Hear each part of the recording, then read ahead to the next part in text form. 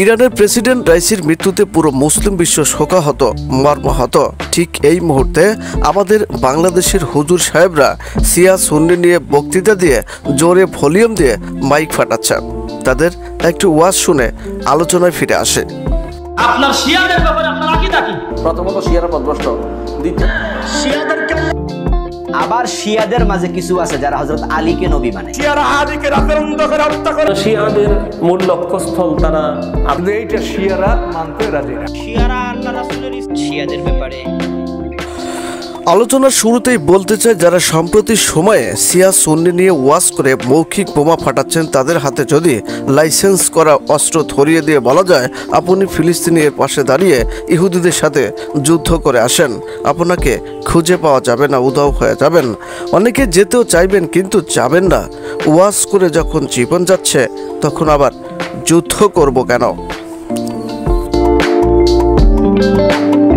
আজকে যখন ইহুদিরা মুসলমানদের রক্তপান করছে, রক্তের বন্যা তৈরি করছে, ফিলিস্তিনি মানুষের উপর গণহত্যা চালাচ্ছে, যখন সুন্নি রাজা বাদশারা ইহুদিদের সাহায্য করছে, তাহলে কিভাবে তাদের সুন্নি বলবেন? তারা তো কাফের মুশরিক, তারা তো মুসলমান না।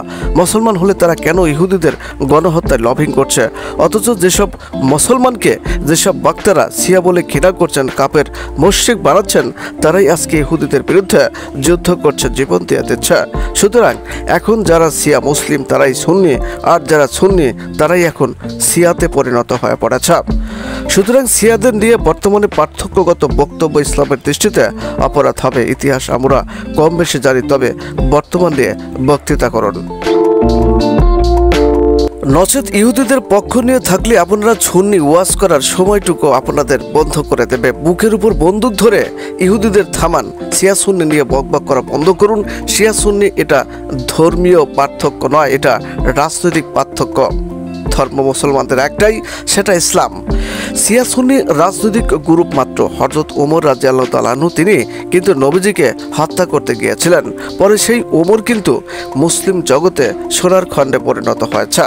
আবু বকর, ওমর, ওসমান, আলী রাদিয়াল্লাহু তাআলা আনহুর আমলে যারা ক্ষুব্ধ হয়ে যেসব মুসলমানেরা আবল তাবল বলেছে, তারা তো বেঁচে নেই।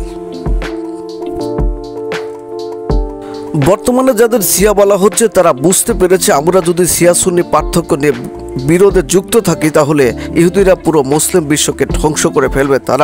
তাই তারা শিয়া সুন্নি ভুলে ফিলিস্তিনি মুসলমানদের পাশে দাঁড়িয়েছে, আল-আকসা মসজিদ রক্ষার দায়িত্ব নিয়ে যুদ্ধ করছে, জীবন দিয়ে দিচ্ছে, খেয়ে না খেয়ে অস্ত্র তৈরি করছে। অথচ সুন্নি মুসলমানেরা পার্থক্য তৈরি করে বুর্জ খলিফা নিয়ম সিটি নিয়ে ব্যস্ত হয়ে পড়েছে, ইহুদিদের সাথে হাত মিলিয়ে মদ খাচ্ছে, মদ তৈরি করছে, নারীদের ছোট ছোট পোশাক পরাচ্ছে। পরিশেষে বলা যায় আলেমদের ঘৃণা করবেন না, তারা ভুল পথে সময় অতিবাহিত করলে সতর্ক করুন, কারণ তারা নবীজির ওয়ারিস। সবাই ভালো থাকবেন।